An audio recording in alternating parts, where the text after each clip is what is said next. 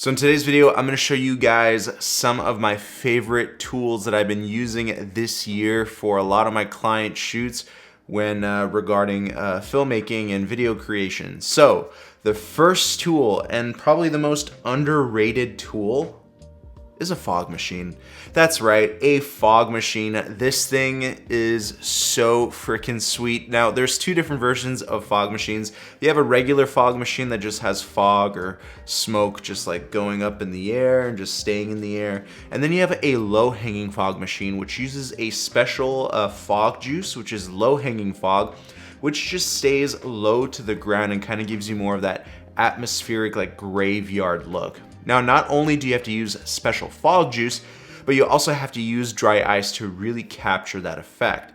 So definitely consider getting both of these fog machines. They're so cheap. I think they're like $100 each, and they constantly have special deals going on. I'll leave links to them down below. The only basic issue you're gonna have with a fog machine is that some of them can spit out fog juice onto the floor, so sometimes you gotta lay down like a towel under the fog machine so that way it doesn't ruin the floor or just make things slippery and wet.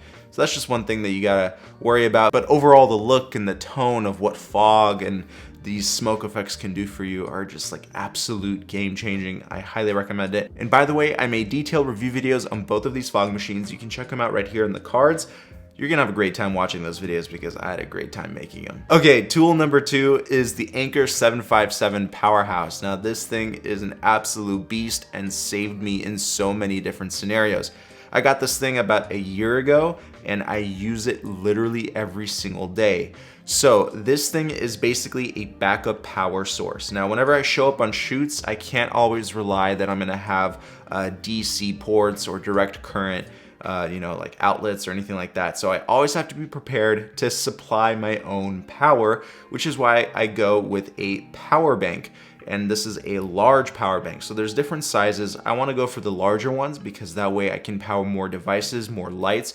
I've used this thing in so many different scenarios you cannot even imagine. I'm actually using it right now to power a lot of my lights in my studio currently, and it's just an overall great tool to have. Even if you just have it around the house and your power goes out, you have a backup power station. Also, along with the Anker 757, you need V-mount battery packs.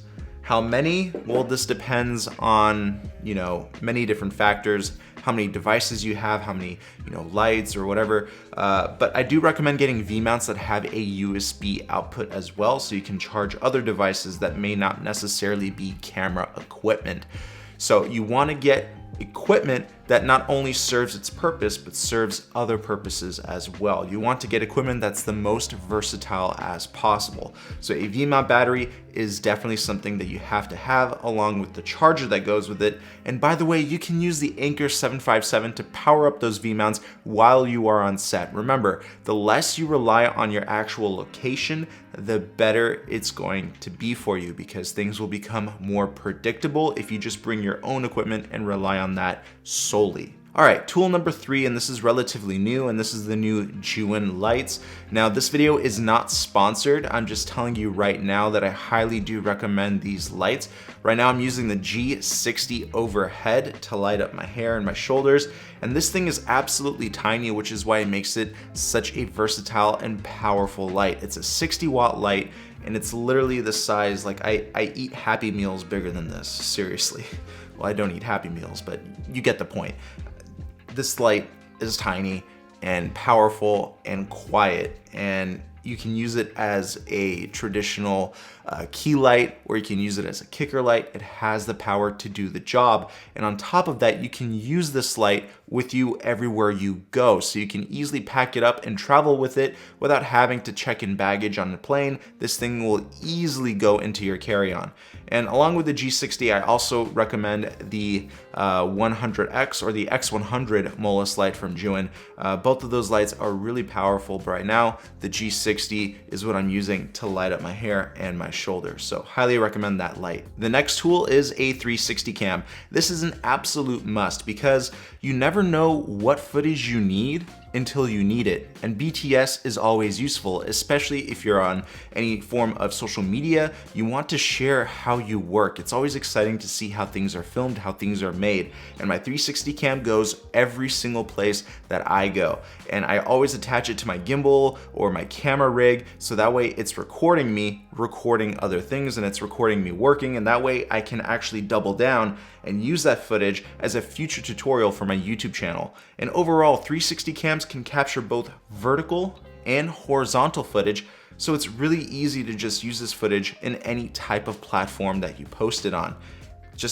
It's a great piece of tech, and I do recommend that everybody gets some sort of 360 cam. The one that I recommend is the Insta360 X3. It's very well built and it has a solid battery time, but you do have to be careful with the 360 lens. It does bulge out of the camera body and it can be easily scratched, and a lot of the lens guards and lens protection don't really offer that good of a protection, and even if they do, they degrade the image quality. So you constantly have to have the rubber lens cap on here as much as you can, so that way you don't bust up a few of the lenses. I've already ruined about 3 different 360 cameras, and I've been very careful with this one. Next is a C-stand or light stand clamp. Now this is really great because you can attach both 3/8" screws and 1/4 20" screws, and as you can see right here in my studio, I'm using those clamps to mount my microphone, to mount my Zoom H6 recorder. I mean, I use it nonstop. I even use it to mount my 360 BTS cam onto my gimbal. It's just a very powerful tool. It's very cheap. I recommend buying at least 5 of these things because they're gonna last you a lifetime and you're constantly gonna be using them. You don't even necessarily have to rely on, this mounting just your filmmaking equipment, but this can be used in so many other different situations as well. I always use these clamps and I always tend to run out of them, so I'm probably gonna end up buying 5 more of these. And last but not least, this is more of a sentimental thing, but this little photo printer from Lian, it's a portable photo printer that prints out, I think, those wallet-sized little photos. It's just a great little tool to have and to constantly have in your camera bag, because you can just print out your best moments of your shoot, have it as a little memory, give it to people in your crew, and just have photos there that were taken on the spot. And digital is cool and all, but when you actually have a tangible photo, it just makes for a much better memory. I constantly use this thing whenever I go out and just hang out with friends. I have this in my back pocket or in my backpack.